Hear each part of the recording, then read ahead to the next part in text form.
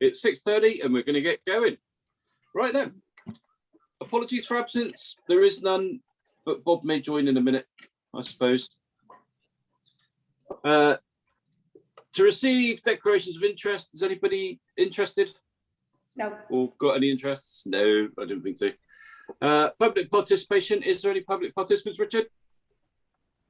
No. To approve the minutes of the meeting held on the 25th of February. Oh, where have they gone? There they are. Right. Go through them by item. 200, 201, 202, which is public participation. 203, 204, 205, 206 accounts, 207 fire marshalling, 208 tenants, 209 COVID update, 210, 211. Oh, then it goes to 215. And the accounts. I beg to move these as a true representation, unless anybody's got any other things to say about them. I'll second that. Ideal. Oh, please hold. I'll take a vote. Just got to get me tick. Right then, all in favour? Unanimous. Fantastic. Right then, back to the thing. Market Administrator's report.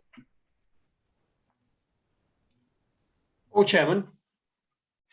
Oh, yeah, and me. Well, I've got nothing. Nobody ever contacts me about anything.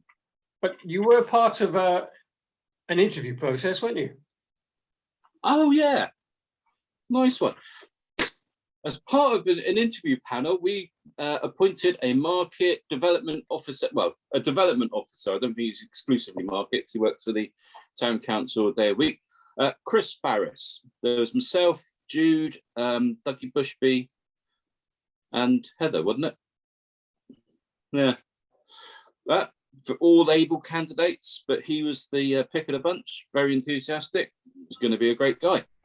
What's his surname again? Farris, Farris, Chris. Thank you. Yeah. Yeah, and expecting big things. And with the excellent news of the new Brunswick Wharf development, in 3 years' time, we'll have an influx of people to spend money in the market. It's going to be brilliant. We've got 3 years to get it sorted and right. Okay. Have you got anything, Richard? That's all I've got then. Well, just to say that he's taking post on the 19th of April. Okay, thanks. Oh, yeah. Yeah, dude. That'll be fine. Cool. Okay, since there's nothing else, accounts, to approve the accounts listed. Has everybody got a copy of the accounts? Good, because I've lost mine. Is there anything contentious on there? I've seen them this morning when I was signing things off, but I can't remember seeing anything contentious. Has anybody got anything to say about the accounts? No. No. So, okay to move them? Mm-hmm. Yeah. Yeah. Proposed by Councillor Hellier, seconded by anybody want to? Well, Yeah, James Craigie, Councillor Craigie. All in favour? Fantastic, unanimous. Okay. To consider and item 7. This is to consider and resolve upon a request from the Market Hall tenants to reintroduce a manager charity stall. This is it Emma? Yeah. That wants to do that.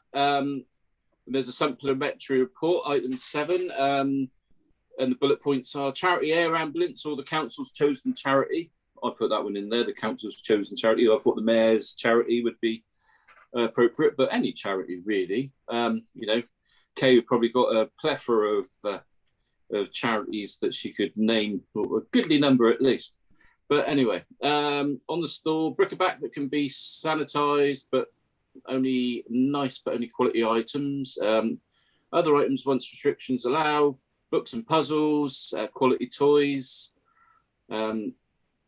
signs. They're going to put signs up to say that COVID rules, no touching unless you're going to buy it, and the store will be packed away every night, which is excellent. I hope this will allow to show the plan going forward. I am happy to have the stall in my name, says Emma. So I'm responsible for it if needed. I will try my best to be at the meeting, but this is what I would have said if I can't. Okay, so obviously she's not here. Oh, go on then, Gwen. You can talk on her behalf, I suppose. Yeah, if I can just chip in with it, because I'm happy to sort of like keep it under control with her. The emphasis is going to be on, like I say, keeping control of it. It was allowed to get way out of hand before, and it was just covered in rubbish. But this time we will vet stuff before we accept it, make sure that it's suitable to be hygienic as well. As far as the charity goes, the air ambulance comes back to mind because it was a good charity, plus we all knew Doug that ran it, and it was based on a donations into a charity pot as well, and so there was no money changing hands. People were just putting money in, which obviously helps with the hygiene aspects as well. But we've also had a lot of interest. There's a charity called Over and Above that operate from Barnstable Hospital, that a couple of our tenants have both been helped by them, and they're very keen on that as well. But also, would it be more eye-catching for people if we had a different charity every year that we could change, like every April or every January or whatever? So we can help more people and get more emphasis by saying this is our charity this year, and that perks people's interest up a bit. So, well, that's my input anyway. Thank you, Gwen. Well, it is what it is, and sort of there's I don't suppose there's going to be any much debate about this. I'm sure that we're all mindful of supporting charities and being community minded. So I propose that we accept that. And it's great to see that there's it's great to see that there's a team effort in the market and everybody's going to be looking after it, or at least two. That is everybody, isn't it? Anyway, it's proposed and seconded by myself and Linda. All in favour? Charity stalls a go-go. Unanimous. So which charity can we forge ahead with? Go with the air ambulance to start with, and then we'll roll a few, depends on how we go. Okay, so if I get hold of Doug and get some collecting tins sorted off him, and we can I think it'd be nice, like you say, to do a different charity each year, or 6 monthly or whatever, but whatever. Cool, fine, thank you. No worries. Oh, it's you, Gwen, to receive reports from the committee traders and tenants representative. That's you.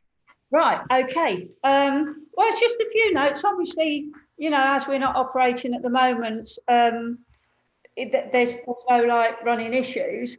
But I've had a few questions off other tenants regarding how we're going to go forward now. Somebody's asked about, are we going to advertise the market complex reopening, just to try and get that out to the public again, something in the paper or Link magazine, or I know it's leaving it a bit late now, but can something go up maybe on the key or something, just to say, market's reopening. The barrow that's just like pushed in a corner at the moment, can that go out? We're trying to discourage people from parking in that front bit by the side entrance. If we could put the barrow in that, just so people know the market's open, it looks pretty, we can decorate it. And also we had a big market open sign that hooked over the railings down there by where the trees are, and I think that's disappeared. So if we can sort of find that, just try and big up the reopening a bit, make it look a bit more, because it looks lovely now that the flagstones have all been tidied up and the trees are pollarded and stuff. We've got to just try and make it look as pretty as possible and get people up there. So if we can do a couple of things there. Can we put the barrow on that bit of land, Linda, or is it highway? Is the county going to be upset if we put the barrow there? I mean, I don't It's think movable. It's a I temporary. don't think anyone will notice, and it's no different that being there to someone parking their car there, is it? So I shouldn't worry about it. Exactly. And Or I'm just sure there's a lack of wheel it out. enforcement. Well, if it wheel it out on the start of the day and then wheel it back in again after, you know, so lovely. It would be look lovely. I think. Okay, go for that one. I've forgotten what the other things were now. The missing sign. Advertising. Have we got? Well, what are we doing with advertising at the moment, then, Richard? Have we sort of like set aside the budget for Chris to do all of this, or have we got a little bit that we can put in the? Well, in fairness, bearing in mind that he's there for the 19th, I want him right from the word go to get us out there. But I want him to take ownership. It's got to be, you know, he's got to believe in it, believe in us. So, you know, I mean, we saw at the interview, he's well versed in social media, but also, you know, he knows these people. I mean, what was very interesting was that apart from his experience with North Devon Plus, with North Devon Council, he also knows the people running the Barnstable market. So, you know, he's in a really good place to get us out there, and also let people know that he's there. So although, you know, we're week commencing the 13th, I mean, obviously the government are waiting on the 12th, you know, waiting on data before they commit to us. I felt for the sake of a week, you know, 10 days or whatever, we could get him making a splash, because we've got a big advertising budget. You know, he can just get us out there. So, I mean, and then obviously he can then coordinate and think in terms of how he's going to complement or drive, you know, even if it is a case of getting irregular things out. Or because one of the things he said was that currently the social media is invisible, in that while we have an electorate in excess of 14,000, the actual people looking at it, we were told, is about just over 1,000. But in actual fact, because it's largely the same stuff being repeated, it means that people aren't actually taking interest in it. So, you know, he's really got the opportunity to get us out there. So Gwen, I was just mindful that, you know, I didn't want to put anything out that would not have, you know, the right impact or be cohesive. So, but for the sake of a week or two, you know, he's going to be with us, and before we know it, we're going to have the May bank holidays, and then, you know, we will be getting visitors. No, so, I absolutely get that, and it's also difficult or impossible to advertise something that might not happen. If something happens and the government closes down again, and we've got flyers out and posters and things, it's a total waste of time and money and effort. So I do appreciate that. He's pretty handy with the camera as well, isn't he? So I'm sure that he can put the market in the best light as well with his creativity and stuff. And what was the thing? The banner. Would Andy know where that's gone? It's probably been put into storage, isn't it, somewhere? No, I think actually the sign for the railings that on metal hooks, yeah, that was lifted. That just went missing. Oh, so I think it's a case of perhaps getting one of our artists, you know, to create another one that we can. How it went missing, goodness only knows. But so we can we get our guys to sort of like make a blank canvas with some books on it, so that our arty people, or it could be a collaborative affair. There's no reason it could be more than one media. Yeah. If you know and what in I the mean. meantime, if we've got the barrow to put out there when the market's open, at least that'll make people look. So that's brilliant. Okay. Oh, thanks for that report. That's lovely. I was expecting more on the leases, but don't talk about that. Very quiet about that. I think they've already said what they want to. There's been emails flying, but I think they've been dealt. Yeah, because also I only knew the same amount as the other tenants. So when they came to me with technical questions about, you know, what's this paragraph about, I'm like, I have no idea, because I don't know either, you know. So I'm sorry if I deflected it all to you and Richard, but I said that, you know, you're the people that understand the ins and outs and the wherefores of the contract. So Well, in fairness, Gwen, I mean, it was really useful because by going out to everybody, I did get feedback, and it did highlight one or two anomalies, but it was also cut and paste things, but not least it was able to clear up things, and also again for people to say this is what I'm selling, you know, and just tying it down. So it was a jolly useful process, and then obviously within, you know, by the time we come back, I mean, Jamie and I will get involved with rolling it out. Yeah, I mean, when will you need it to be signed? Is it going to be like the first day of trading if we all like pile in and? Well, in fairness, Gwen, I just thought, given the position we're in with opening up week commencing the 12th, everyone has had this document, you know, so it's not new, as it were. So it's almost like a paperwork exercise in that it was effective as of today. People know this, but the bits going on about, for instance, you know, people don't have squatters' rights and things like that.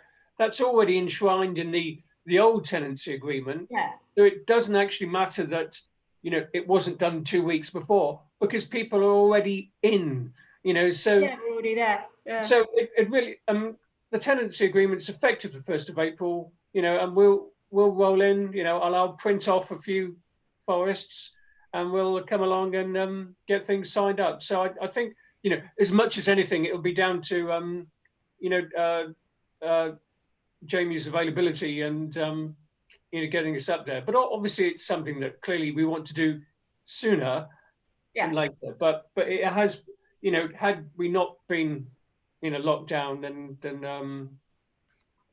you know, we would have been there for the first. But in the scheme of things, yeah, everyone has a copy. Everyone knows what's going on, and I have, like I said, had much feedback. Making myself available again for leases. It's not going to be like the accounts, is it? Oh my God. Anyways, right. We spent about 4 hours on those accounts. Well, we did an hour and a half on Monday and then almost 2.5 this morning. Nightmare. Anyway, okay. Well, thanks, Gwen. If that's that, we'll bid you farewell because it's time for part 2. Okay then. Okay, I'll try and find where I can switch off my things. My mouse isn't working now. Richard can kick you out. That's okay. Yeah. I'll lose you. I'll just stop the recording. Stop recording.